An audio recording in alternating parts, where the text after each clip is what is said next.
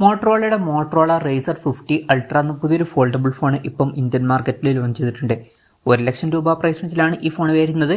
ഈ ഒരു വീഡിയോയിൽ നമ്മൾ നോക്കാൻ പോകുന്നത് മോട്ടറോള റേസർ 50 അൾട്ര എന്നുള്ള ഫോൾഡബിൾ ഫോണിനെ പറ്റിയിട്ടാണ്. ആദ്യം നമ്മൾ ഫീച്ചേഴ്സും കാര്യങ്ങളൊക്കെ നോക്കുകയാണെന്നുണ്ടെങ്കിൽ ഇതിൽ 2 ഡിസ്പ്ലേ വരുന്നുണ്ട്. ഉള്ളിൽ 6.9 ഇഞ്ചിന്റെ ഒരു ഫുൾ HD പ്ലസ് ഡിസ്പ്ലേ ആണ് വരുന്നത്. POLED പാനലാണ് ഇതിൽ ഉപയോഗിച്ചിരിക്കുന്നത്. പിന്നെ LTPO എന്നുള്ള ഫീച്ചറും സപ്പോർട്ട് ചെയ്യുന്നുണ്ട്. അതായത് റിഫ്രഷ് റേറ്റ് 1 ഹെർട്സിന്റെയും 165 ഹെർട്സിന്റെയും ഇടയിലായിട്ട് അഡ്ജസ്റ്റ് ചെയ്യാൻ കഴിയുന്നതായിരിക്കും. ഇതിൽ മാക്സിമം 165 ഹെർട്സിന്റെ റിഫ്രഷ് റേറ്റ് ആണ് വരുന്നത്. പിന്നെ 360 ഹെർട്സിന്റെ ടച്ച് സാമ്പിളിംഗ് റേറ്റും കാര്യങ്ങളൊക്കെ ഇതിൽ വരുന്നുണ്ട്. പഞ്ചോൾ ഡിസൈൻ ആണ് കൊടുത്തിരിക്കുന്നത്. പഞ്ചോൾ വരുന്നത് ടോപ്പ് സെന്റർ ഭാഗത്തായിട്ടാണ്. എടുത്തു പറയേണ്ട ഒരു കാര്യം എന്ന് പറയുന്നത് ഫോൾഡബിൾ ഡിസ്പ്ലേ ആണ്. ഈ ഒരു ഡിസ്പ്ലേ നമുക്ക് ഫോൾഡ് ചെയ്യാൻ പറ്റുന്നതായിരിക്കും. പിന്നെ ഡോൾബി വിഷന്റെ സപ്പോർട്ടും 10-bit ഡിസ്പ്ലേയുടെ സപ്പോർട്ടൊക്കെ വരുന്നുണ്ട്. പീക്ക് ബ്രൈറ്റ്നസ് വരുന്നത് 3000 നിറ്റ്സ് ആണ്. പിന്നെ രണ്ടാമത് പുറത്ത് ഒരു ഡിസ്പ്ലേയും വരുന്നുണ്ട്. പുറത്ത് 4 ഇഞ്ചിന്റെ ഒരു ഫുൾ HD പ്ലസ് ഡിസ്പ്ലേ ആണ് വരുന്നത്. ഇതിലും POLED ഡിസ്പ്ലേ ആണ് വരുന്നത്. അതുപോലെ തന്നെ LTPO എന്നുള്ള ഫീച്ചർ ഇതിലും വരുന്നുണ്ട്. ഇതിലും 165 ഹെർട്സിന്റെ റിഫ്രഷ് റേറ്റ് വരെയാണ് സപ്പോർട്ട് ചെയ്യുന്നത്.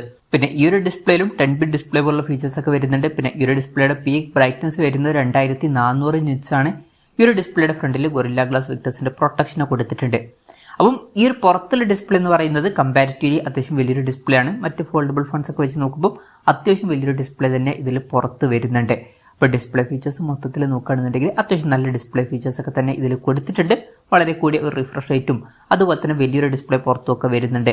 പിന്നെ side mounted finger print sensor ഇതിൽ വരുന്നുണ്ട്. ഫോണിന്റെ വെയിറ്റ് വരുന്നത് 189 ഗ്രാം ആണ്. തിക്നെസിന്റെ കാര്യം പറയുകയാണെന്നുണ്ടെങ്കിൽ ഓപ്പൺ ചെയ്ത് വെക്കുന്ന സമയത്ത് തിക്നെസ് വരുന്നത് 7.09 mm ആണ്. ക്ലോസ് ചെയ്ത് വെക്കുന്ന സമയത്ത് തിക്നെസ് വരുന്നത് 15.32 mm ആണ്. പിന്നെ IPX8 റേറ്റിംഗ് ഒക്കെ ഇതിൽ സപ്പോർട്ട് ചെയ്യുന്നുണ്ട്. പിന്നെ എയറോ ഗ്രേഡ് അലൂമിനിയം ഫ്രെയിമും കാര്യങ്ങളൊക്കെയാണ് ഇതിൽ വരുന്നത്.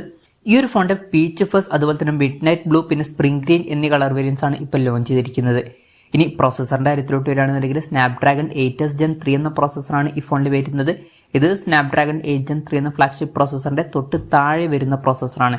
മികച്ച പെർഫോമൻസ് ഒക്കെ ഇതിൽ വരേണ്ടതാണ്. എന്നാലും 1,00,000 രൂപ പ്രൈസ് റേഞ്ചിലാണ് ഈ ഫോൺ വരുന്നത്. ആ ഒരു പ്രൈസ് റേഞ്ചിൽ സ്നാപ്ഡ്രാഗൺ 8 Gen 3 എന്ന പ്രോസസർ തന്നെ കൊടുക്കായിരുന്നു എന്നാണ് എനിക്ക് തോന്നിയിട്ടുള്ളത്. എന്തായാലും നല്ല പെർഫോമൻസ് വരുന്നതായിരിക്കും. എന്നാലും സ്നാപ്ഡ്രാഗൺ 8 Gen 3 എന്ന പ്രോസസർ ഉണ്ടായിരുന്നെങ്കിൽ കുറച്ചും കൂടി നന്നായേനെ. 5G സപ്പോർട്ടും കാര്യങ്ങളൊക്കെ ഇതിൽ വരുന്നുണ്ട്. 17ഓളം 5G ബാൻഡ്സ് ഇതിൽ കൊടുത്തിട്ടുണ്ട്. പിന്നെ 12 GB റാമും 512 GB ഇന്റേണലും ആണ് വരുന്നത്. LPDDR5Xന്റെ റാമും UFS 4.0 സ്റ്റോറേജ് ടൈപ്പും കാര്യങ്ങളൊക്കെ ഇതിൽ വരുന്നുണ്ട്. പിന്നെ ഇതിൽ 2 സിം ആണ് വരുന്നത്. മെമ്മറി കാർഡ് സ്ലോട്ടൊന്നും വരുന്നില്ല. അതിൽ തന്നെ ഒന്ന് മാത്രമേ ഫിസിക്കൽ സിം ഉള്ളൂ, ഒന്ന് ഈ സിം ആണ്. പിന്നെ NFC-യുടെ സപ്പോർട്ടും കാര്യങ്ങളൊക്കെ ഇതിൽ വരുന്നുണ്ട്. സ്റ്റീരിയോ സ്പീക്കേഴ്സും കാര്യങ്ങളൊക്കെ ഇതിൽ കൊടുത്തിട്ടുണ്ട്.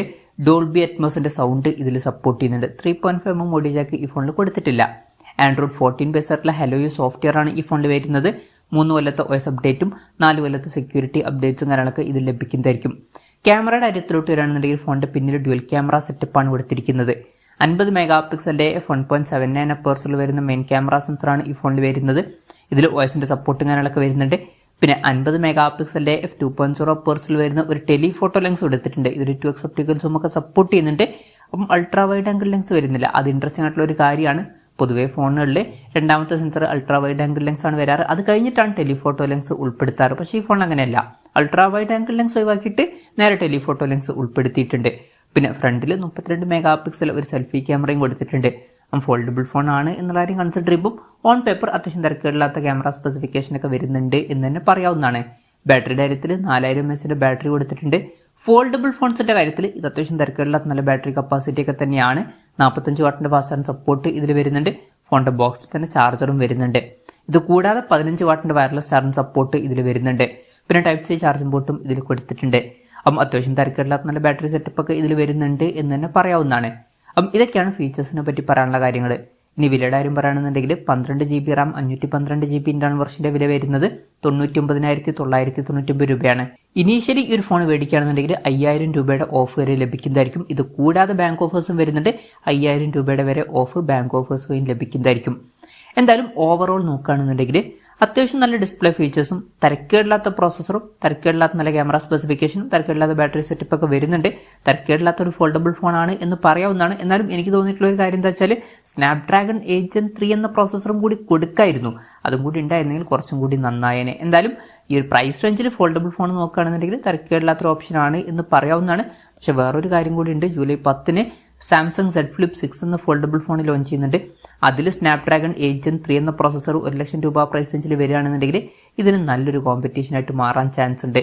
എന്തായാലും ഫോൾഡബിൾ ഫോൺ ഇരിക്കുകയാണെന്നുണ്ടെങ്കിൽ ചാടിക്കേറി എടുക്കും വേണ്ട, സാംസങ് Z Flip 6 എന്ന ഫോൾഡബിൾ ഫോണും കൂടി കൺസിഡർ ചെയ്തിട്ട് അതിൽ ബെറ്റർ ആയിട്ടുള്ള ഒരു ഫോൺ സെലക്ട് ചെയ്യുന്നതായിരിക്കും നല്ലത്.